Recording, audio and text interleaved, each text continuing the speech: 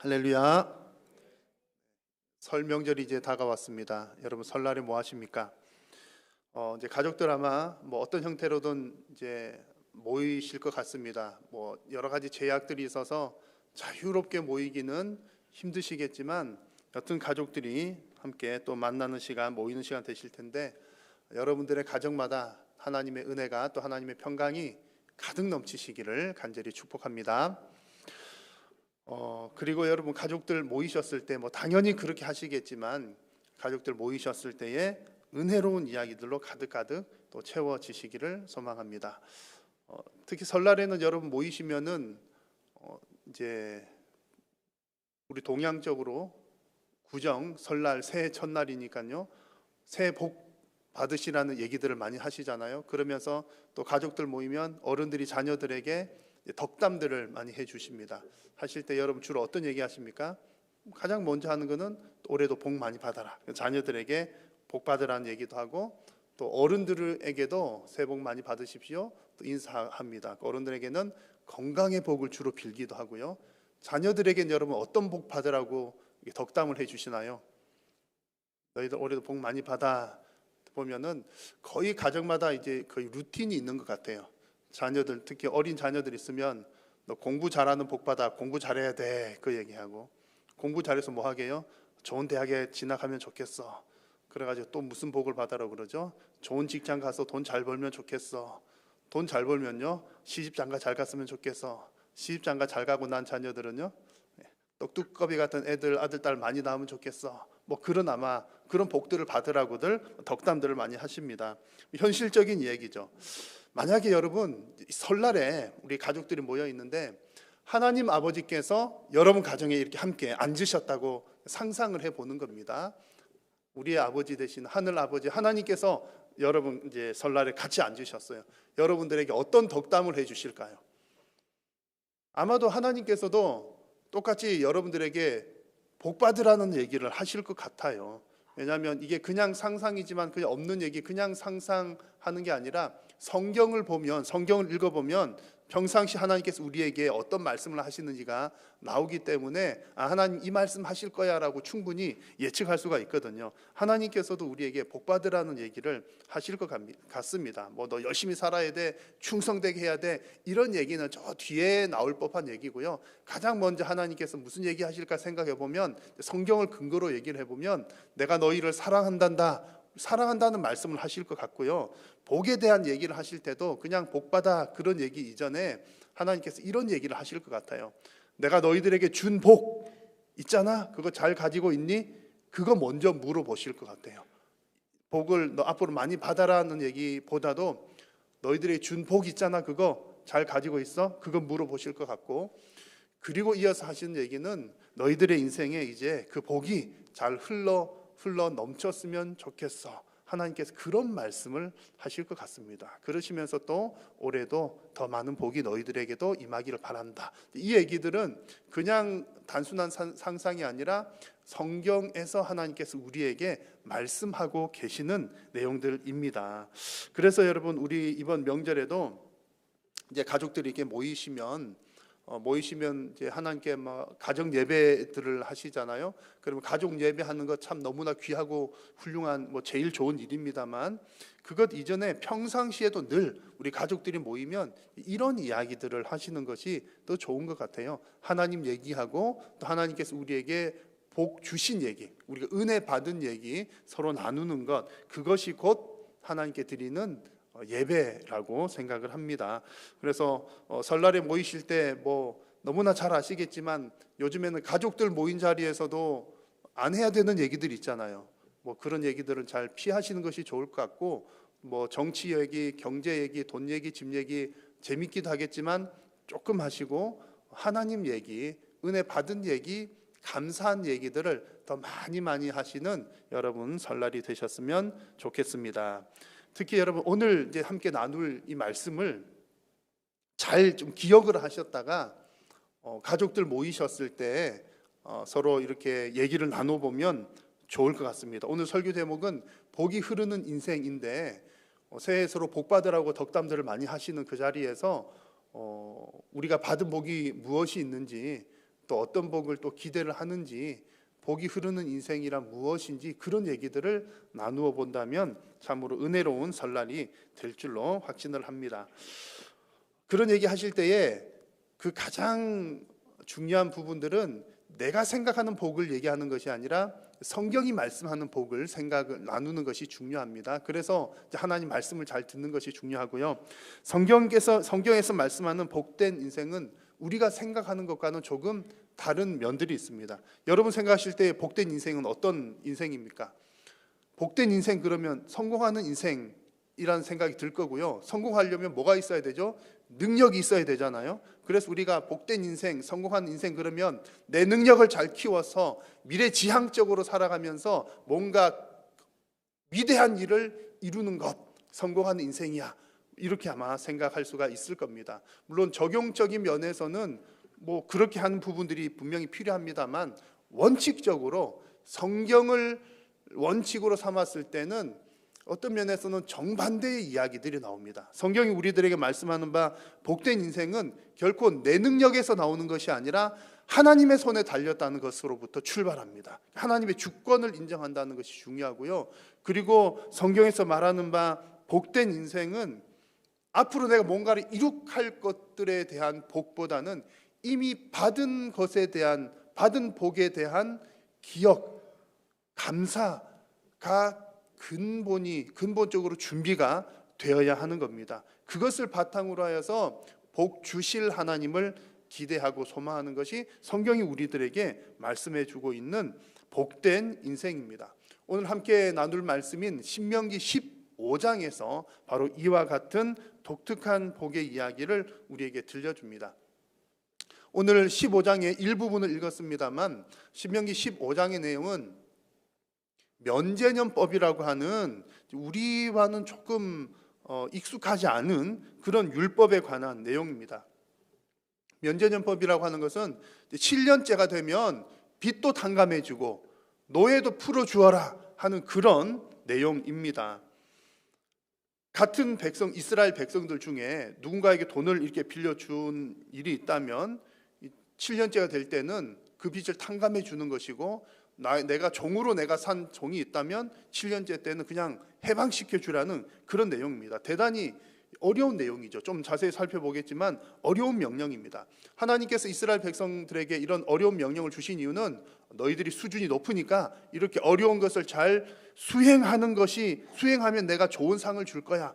그런 목적이 아니라 이 면제년법을 시행을 하면서 그 가운데 흐르는 정말 복된 인생, 복이 흐르는 인생의 원리가 무엇인지를 깨닫기를 원하시는 것입니다. 오늘도 여러분 오늘 이 면제년법에 관한 얘기들을 나누시면서 복이 흐르는 인생의 원리들이 무엇인지를 발견하고 또 여러분의 가정에 적용하는 시간들이 되시기를 바랍니다.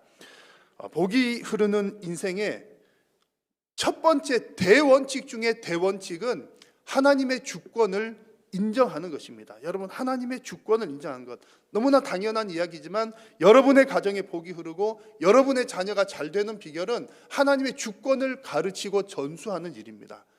하나님의 주권에 다 달린 것을 인정하는 것이죠. 거꾸로 말하면 적어도 우리 성도들의 인생에는, 하나님 안 믿는 사람들은 잘 모르겠지만 적어도 우리 성도들의 인생에는 결코 내 능력으로 이루어지는 성공이 없다는 사실입니다. 여러분 믿으십니까? 하나님 믿는 우리들에게 주어진 모든 것은 하나님의 전적인 은혜입니다.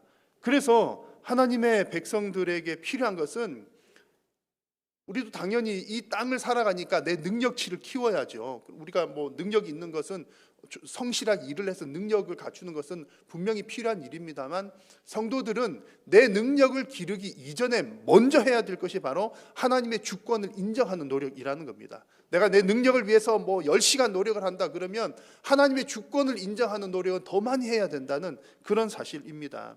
오늘 성경이 나오는 이 7년 면제년에 관한 율법이 바로 우리들에게 모든 것이 다 하나님의 주권이다라고 하는 사실을 잘 보여주고 있습니다. 오늘 12절 말씀을 여러분 같이 한번 읽어보겠습니다. 시작.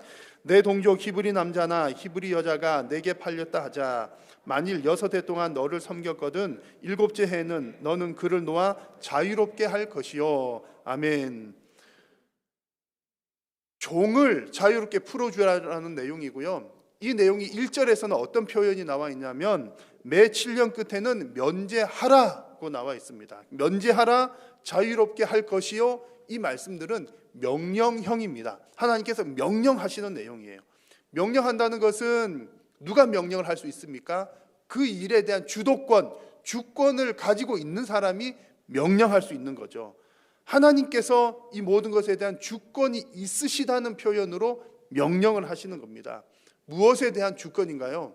2절 말씀을 보면 이웃에게 꾸어준 돈에 대한 주권입니다. 너가 누군가에게 돈을 꾸어준 일이 있다면 그거 7년째 때는 갚으라고 독촉하지 마. 여러분 아멘이 되십니까? 내가 열심히 일하면서 덜 먹고 덜 쓰고 모은 돈인데 어느 날 옆집에 안무개가 와가지고 그냥 지금으로 분위기로 말하자면 이건 이스라엘 백성들 안에서 이루어지는 일이거든요. 지금으로 적용을 하자면 같은 교회에 있는 아무개 성도님이 어느 날 너무 힘들어요 집사님 돈 좀 빌려주세요. 그래가 돈을 빌려줬습니다. 언제까지 갚기로 했는데 못 갚았어요. 6년이 지났습니다. 근데 7년째가 되는 해에 하나님께서 짠 나타나셔서 말씀하시는 거예요. 아무개야 누구에게 너가 꾸어준 돈을 이제 돌려받지 않도록 하라라. 하나님 그렇게 말씀하시는 그런 내용입니다. 여러분 그게 아멘이 되시나요? 12절도 말씀 보시면 노예에 관한 얘기죠. 좀 전에 읽은 말씀입니다. 당시에 노예가 있었는데 노예라고 그러면 내가 가지고 있는 사유재산 중에서 제일 값비싼 사유재산입니다. 내 돈 주고 내가 산 값비싼 사유재산인데 7년째가 되면 그냥 내보내주라고 말씀을 하시는 거죠. 여러분 하나님께서 이것을 지금 뭐 하고 계신다고요? 이스라엘 백성들에게 명령하고 계시는 겁니다. 명령하고 계신다는 사실은 이것의 주권이 하나님께 있음을 하나님께서 콕 집어서 말씀하고 계신다는 그런 얘기입니다. 너가 지금 빌려준 그 돈 너의 것 아니야 내 것이야. 너가 지금까지 소유했던 그 노예 너의 것 아니라 내 것이야 라고 하나님께서 말씀하고 계신다는 거죠. 지나간 6년 동안엔 우리는 어떤 생각을 하면서 그것을 사용했을까요? 당연히 내가 사용하고 내가 벌었고 내가 사용하다 보니까 내 것으로 생각하면서 사용하는 거죠. 쭉 그냥 뭐 남의 거 빌려서 사용했더라도 너무 오래 쓰다 보면 내 것으로 착각하기도 하잖아요. 하나님께서 주신 것인데 내가 한 6년 쓰다 보니까 내 것으로 생각이 드는 겁니다. 그때쯤에 하나님께서 잠깐 그러시면서 그거 빚 안 갚도록 해. 노예 내 보내주도록 해. 그렇게 말씀하신 이유는 그거 너 거 아니야. 본래 내 것이야. 라고 하나님께서 말씀하고 계시는 겁니다. 다만 지난 6년 동안에 내가 너에게 맡겼고 너에게 사용하도록 했으니 이제 7년째 되는 해에는 다 그것을 제자리로 갖다 놓도록 해. 하나님께서 그렇게 말씀하고 계시는 겁니다. 본래 모든 것의 주인이 하나님이심을 보여주는 말씀이 오늘 면제년 법입니다. 자, 여러분 이 말씀은 하나님께서는 사유재산을 부정하시는 분이시다라는 얘기가 아닙니다. 성경은 분명히 사유재산을 인정하고 있습니다. 다만 우리들에게 주어진 그 모든 것들은 한시적으로 주어졌다는 것이지요. 이것은 비단 하나님을 믿는 사람들뿐만 아니라 안 믿는 세상 모든 사람들도 어느 날 어느 순간인가는 인정할 수밖에 없는 일입니다. 왜냐하면 우리가 이 땅의 생을 다 마치고 80년, 100년 혹은 120년 살다가 이 땅을 떠나갈 때에 아무것도 가지고 가지 않잖아요. 우리들에게 주어진 그 모든 것들은 길어야 100년 그렇게 우리들에게 잠시 맡겨졌던 것일 뿐입니다. 어쩔 수 없이 인정하게 되어 있는 것인데 하나님께서는 이스라엘 백성들에게 이것을 미리 7년마다 보여주시고 알려주시고 그거 너 거 아니야. 영원한 너의 것 아니라 잠시 맡아둔 것이야 라고 콕 집어서 말씀해 주고 계시는 것입니다. 그래서 지금 우리는 이 면제년법이 우리들에게 그대로 적용되지는 않습니다. 그런 내용은 아니지만 여전히 지금 우리가 일주일 중에 하루 주일 예배하는 날을 구별하여서 여러분 오늘 이 시간이 얼마나 귀한 시간입니까? 지난 일주일 동안 열심히 일하셨던 분들에게는 꿀 같은 시간, 휴식의 시간, 어디 놀러 갈 만한 시간, 뭐 내가 하고 싶은 일 할 만한 시간, 그럴 만한 시간임에도 불구하고 다른 거 다 제쳐두고 하나님께 예배하는 것을 먼저 하시는 그 이유가 뭡니까? 내 시간의 주인이 하나님이십니다라고 하는 것을 고백하는 것이지요. 지금도 여전히 구약의 율법을 다 폐기된 상태에서도 그럼에도 불구하고 지금 이 시대에도 11조를 하고 주님 앞에 뭐 여러 가지 종류로 헌금을 예물을 드리는 이유, 그것이 무엇입니까? 지금도 여전히 이 모든 물질의 주인이 하나님이심을 고백하면서 하는 행위들인 것입니다. 여러분, 모든 것의 주권이 하나님께 있음을 고백하는 것이 중요합니다. 왜냐하면 이 사실을 잊어버리는 순간, 그 순간은 곧 복의 흐름이 끊어지는 순간이기 때문에 그렇습니다. 복의 근원이 하나님이신데 이것이 하나님께로부터 왔다는 사실을 잊어버린다는 것은 그 복의 근원, 흐르는 그 맹기 끊어진 것을 의미하기 때문에 그렇습니다. 여러분, 복의 근원은 결코 나에게 있지 않습니다. 나로부터 시작되지 않습니다. 내 능력으로 결코 복을 만들어낼 수도 없습니다. 모든 복의 근원은 오직 하나님 한 분이신 줄로 믿습니다. 우리가 복이 된 것도 하나님께서 우리에게 복 주시고 우리에게 복이 되게 하셨기 때문에 우리가 복이 된 줄로 믿습니다. 아브라함이 복의 근원인 것은 하나님께서 아브라함에게 복을 주시면서 말씀하시기를 너는 복이 되라, 그렇게 말씀하셔서 아브라함도 복받고 아브라함 때문에 모든 열방이 다 복을 받게 된 것입니다. 여러분, 모든 것이, 모든 주권이 오직 하나님께 있음을 고백하는 인생이 복이 흐르는 인생이 되는 줄로 믿는 저와 여러분 다 되시기를 축원합니다. 자, 복이 흐르는 인생의 두 번째 원리는요, 하나님의 은혜를 기억하는 것입니다. 자, 오늘 이 말씀을 보면 정말 이 법은 너무 이상한 법이거든요. 제가 목사인데 하나님 법을 가지고 이상한 법이라고 말씀하면 좀 웃기기는 한데 그냥 상식적으로 생각할 때는 이 법이 정말 이상한 법이에요. 하나님께서는 이스라엘 백성들에게 종을 놓아주라 이렇게 말씀하셨잖아요. 그것도 이상한데 더 이상한 요구를, 더 어려운 요구, 더 무리한 요구를 하고 계십니다. 13절과 14절 같이 한번 읽어보겠습니다. 그를 놓아 자유하게 할 때에는 빈손으로 가게 하지 말고 내 양 무리 중에서와 타작 마당에서와 포도주 틀에서 그에게 후히 줄지니 곧 내 하나님 여호와께서 내게 복을 주신 대로 그에게 줄지니라. 아멘. 아멘이십니까? 아멘하기 어려우실 텐데요. 자, 여러분, 내 소유 중에서 가장 값비싼 사유재산 노예를 그냥 내버려 두는 것만 해도 어마어마하게 아까운 일인데 거기에다가 지금 하나님 하시는 얘기는 너 종을 내보낼 때는 그냥 보내지 말고 살림살이까지 챙겨서 보내, 그 얘기를 하시는 거예요. 먹고 살 수 있도록 기본은 준비해서 보내줘, 이런 말씀을 하시는 겁니다. 종이었던 그 사람이 바깥에 나가서도 온전한 삶을 살 수 있도록 해주라는 얘기죠. 아무리 생각하고 또 생각해봐도 제가 생각해도 무리한 요구입니다. 그럴 것 같으면 아예 처음부터 종을 안 드리는 게 낫겠다 하는 생각이 들 정도입니다. 아깝고 또 아까운 생각 들기도 하고요. 열심히 고생하고 모아서 이렇게 고생해서 모은 돈인데 내가 이 종 잘되게 하려고 내가 이렇게 했나, 남 좋은 일에 사용하는 것인가, 이런 생각이 들 만한 상황입니다. 근데 하나님께서 그렇게 하시래요. 왜 그러실까요?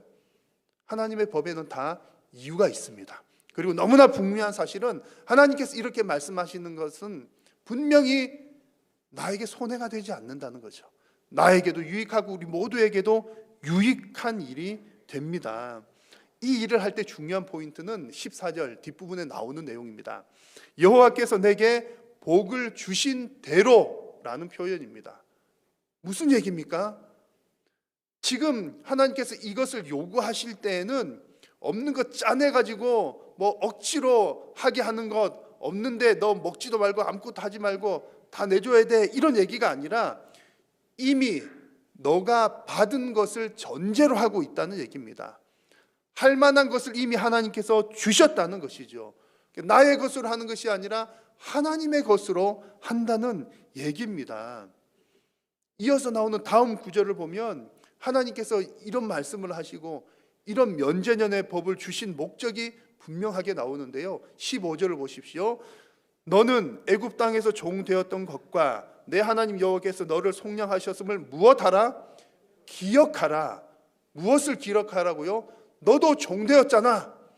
종이었던 너를 내가 구원해 주었잖아. 그것을 기억하라는 겁니다. 그거 기억하게 하시려고 이 법을 주시는 거예요.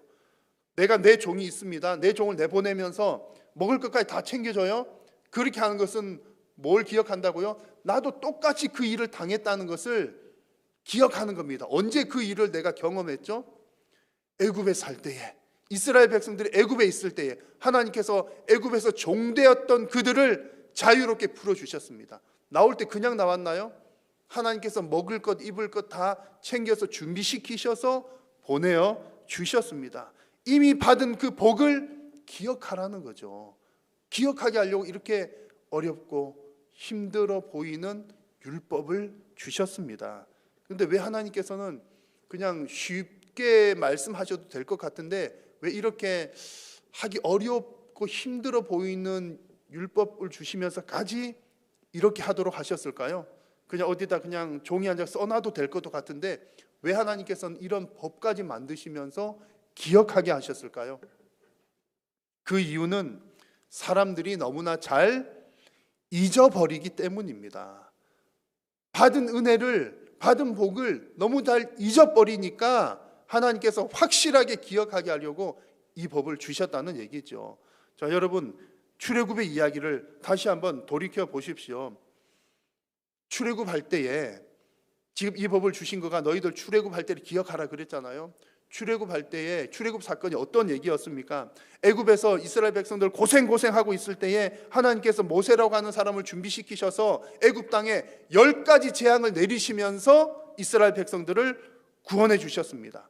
우리가 10가지 재앙 얘기하면 그냥 재밌는 얘기구나. 물이 피로 변해서 개구리들이 튀어나왔어. 그리고 마지막에는 집집마다 장자가 죽었대. 첫째가 다 죽었대. 우리는 그냥 그렇게 읽지만 여러분들이 애굽인의 입장에서 한번 생각을 해보십시오.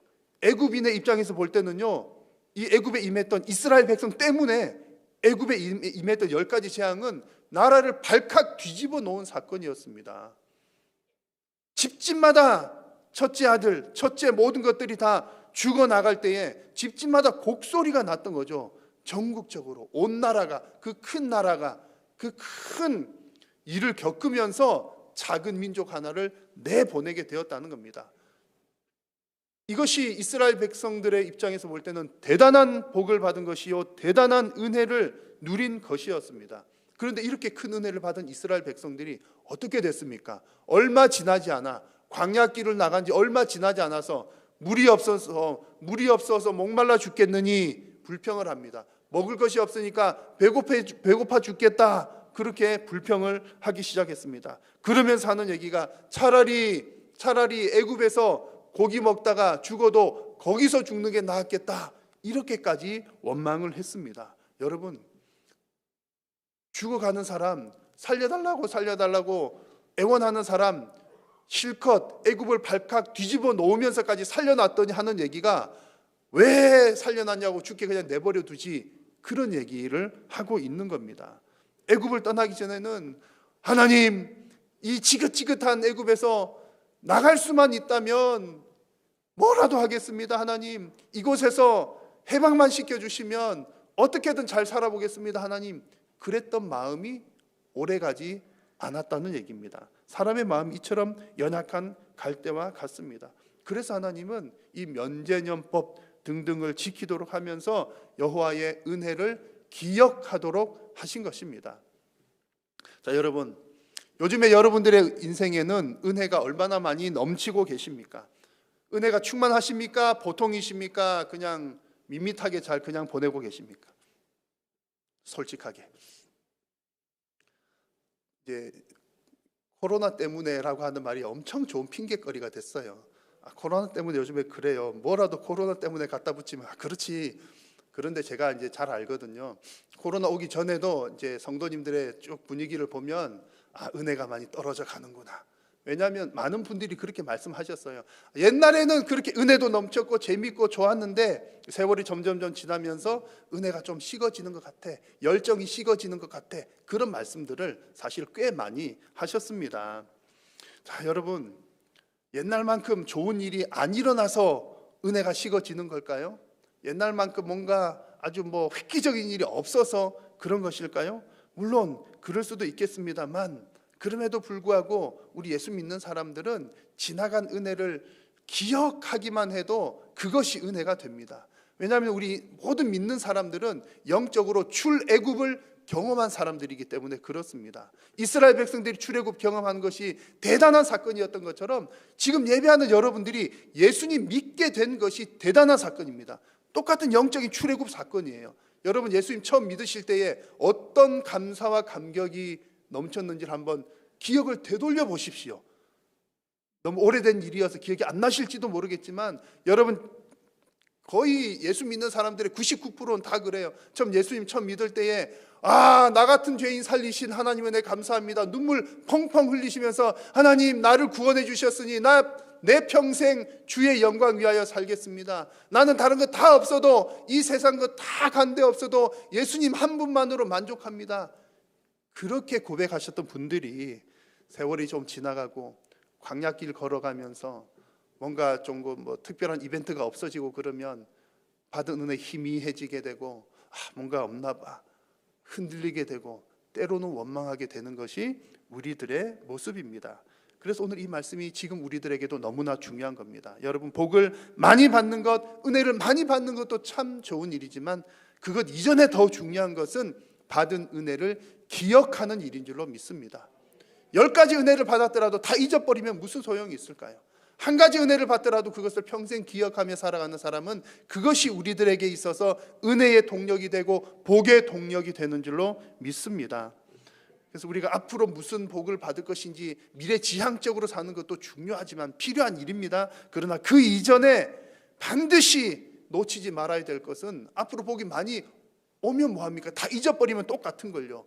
그래서 이미 받은 복을 기억하고 간직하는 것이 우선적으로 되어야 될 일인 줄로 믿습니다.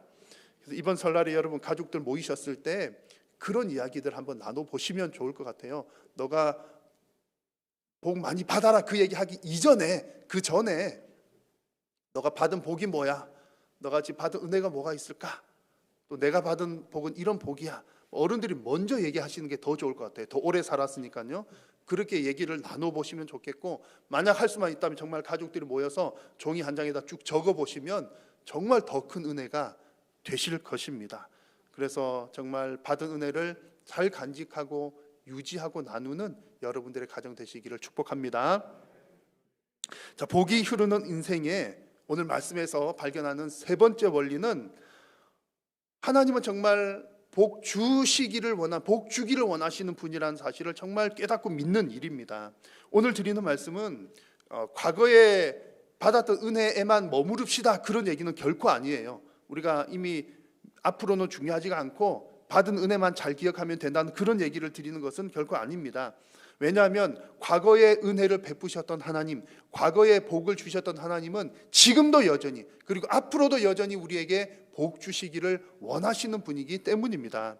오늘 성경 본문에서 우리가 발견할 수 있는 부분들도 바로 그것입니다. 하나님은 지나간 은혜를 기억하라, 그리고 이 율법을 지켜라 라고 하시면서 앞으로도 너희에게 복 줄 것이다 라고 분명하게 약속하고 계시기 때문입니다. 자, 오늘 말씀 곳곳에 나오는 하나님의 말씀을 보겠습니다. 4절과 5절 뒷부분에 보시면, 그 명령을 다 지켜 행하면 내 하나님 여호와께서 내게 기업으로 주신 땅에서 내가 반드시 복을 받으리니, 앞으로도 복을 받겠다는 얘기죠. 너희 중에 가난한 자가 없으리라. 이건 또 무슨 얘기입니까? 내가 그렇게 하나님 명령에 순종했더니 나도 복을 받을 것이요, 그리고 다른 사람들도 복을 받아서 가난한 사람들이 얻게 될 것이다. 여러분, 이 면제년법이 사실은 현실적으로는 시행이 되기가 어려운 법이죠. 근데 여러분, 가정을 해보십시오. 만약에 우리 동네에서 이런 일들이 일어났다. 그랬을 때에는 어떤 일들이 일어나겠습니까? 내 경내에 있는, 우리 동네에 있는 가난한 사람들만 우리 한일교회가 책임지고 아무개 성도가 책임지고 방학동은 한일교회, 무슨 동은 무슨 교회 그렇게 해나간다면 이 원리가 그대로 적용만 된다면 그 동네에는 가난한 사람이 없게 되는 겁니다. 하나님의 법대로 하면 본인도 복을 받고 그 공동체 지역도 복을 받는다는 얘기지요. 하나님께서 그런 말씀을 주시는 겁니다. 10절 말씀도 보십시오. 너는 반드시 그에게 줄 것이요 줄 때는 무슨 마음을 품지 말라? 아끼는 마음을 품지 말라. 이로 말미암아 내 하나님 여호와께서 내가 하는 모든 일과 내 손이 닿는 모든 일에 내게 복을 주시리라. 분명히 인간적인 계산으로는 아까운 일이요, 손해 볼 만한 일인데 하나님께서는 우리 손으로 하는 모든 일에 복을 주신다고 약속하셨습니다. 내가 충분히 나누고 흘려 보냈는데 하나님께서 또 채워 주시겠다는 얘기죠. 여러분, 이런 경험이 중요한 이유는 내가 이제 이렇게 예를 들어 10만 원을 베풀었더니 100만 원이 들어왔다, 이 수치적인 것이 복의 전부가 결코 아닙니다. 이것은 작은 것 하나 드러나는 모양일 뿐이고요. 여러분 상상을 해보십시오. 이런 경험들을 한 번 하고 두 번 했습니다. 그 다음에 여러분들의 믿음이 어떤 믿음이 되겠습니까? 여러분들의 인생에 근심 걱정이 있겠습니까? 없겠습니까? 없어지지요. 아, 하나님께서 정말 살아계시는구나, 하나님께서 이렇게 역사하시는구나, 한 번 두 번 경험하다 보면 이제 우리 인생에는 두려울 것이 없는 겁니다. 내가 정말 광야에 나가서 산다 하더라도 하나님께서 책임져 주실 것을 확실하게 믿게 되는 거죠. 영적인 복까지 함께 임하게 되는 것입니다. 오늘 말씀 18절을 보실까요? 마지막 18절을 보시면 너는 그를 놓아 자유롭게 하기를 어렵게 여기지 말라. 어려운 일이지만 어렵게 여기지 말라. 그리하면 내 하나님 여호와께서 내 범사에 내게 복을 주시리라. 여러분, 하나님 오늘 3번이나 말씀하시죠. 어려운 일이지만 요거하고 요렇게 하고 요렇게 하면 너에게 복을 주실 것이다, 주실 것이다, 주실 것이다, 확실하게 말씀하고 계십니다. 여러분, 하나님은 여러분들에게 복 주시기를 원하시는 분이십니다. 오늘 이 성경의 내용은 지금 이 시대에 문자 그대로 적용을 할 수 있는 내용은 아닙니다. 여러분, 오늘 말씀이 돈에 관한 내용을 드리는 것 결코 아닙니다. 여러분들에게 돈 빌려주신 분이 있으면 이제 돈 돌려받지 마십시오, 그것이 오늘 말씀의 핵심이 아닙니다. 또는 이렇게 노예도 있는 사람, 돈도 빌려줄 만한 사람들한테 하는 얘기인 거 보니까 돈 많은 사람들이 들으라는 얘기구나. 여러분, 그런 얘기도 결코 아닙니다. 오늘 이 말씀의 원리가 중요합니다. 이 말씀의 원리가 무엇인가요? 모든 것이 하나님의 주권이라는 것을, 하나님의 주권을 인정하자는 얘기입니다. 그리고 하나님께서 이미 우리에게 복을 주셨는데 주신 그 복을 잊지 말고 기억하자는 거죠. 그것을 근본으로 해서 장차 우리에게 복 주실 하나님을 소망하면서 살아가자는 말씀입니다. 하나님을 믿는 사람들도 우리 인생에 많은 문제들이 생겨납니다. 문제들이 생겨난 이유들을 가만히 살펴보면 오늘 말씀하고 연관이 되어 있어요. 하나님 주권을 인정하지 못할 때, 은혜 많이 받았지만 받은 은혜 잊어버렸을 때 영적인 문제, 인생의 문제들이 생겨나게 됩니다. 여러분, 하나님의 주권을 인정하시고 받은 은혜를 잘 지켜 나가시기를 바랍니다. 하나님 여러분 사랑하시고 여러분들이 영혼이 잘 되고 범사가 잘 되기를 간절히 바라고 계십니다. 그래서 이번 설명절에 그런 하나님을 개인적으로도 묵상하시고 또 가족들이 모였을 때도 함께 나누시기를 바라고, 또 여러분들의 인생을 통해서 하나님의 은혜가 또 지역과 열방으로 흘러나가는 은혜가 있으시기를 간절히 소망합니다. 기도하겠습니다. 살아계신 하나님, 감사합니다. 오늘도 우리의 예배를 받으시고 영광 받아주시니 감사합니다. 오늘 하나님께서 우리에게 말씀하여 주신 대로 정말 하나님의 주권을 인정하며 주신 은혜를 기억하며 살아가는 우리 인생길 되게 하여 주시고, 하나님께서 장차 우리에게 베푸실 그 은혜와 복 또한 간절히 소망하며 하나님의 큰 은혜를, 하나님의 원리를 따라 풍성하게 누리는 모든 성도님들의 가정 되게 하여 주옵소서. 예수님의 이름으로 기도드립니다. 아멘.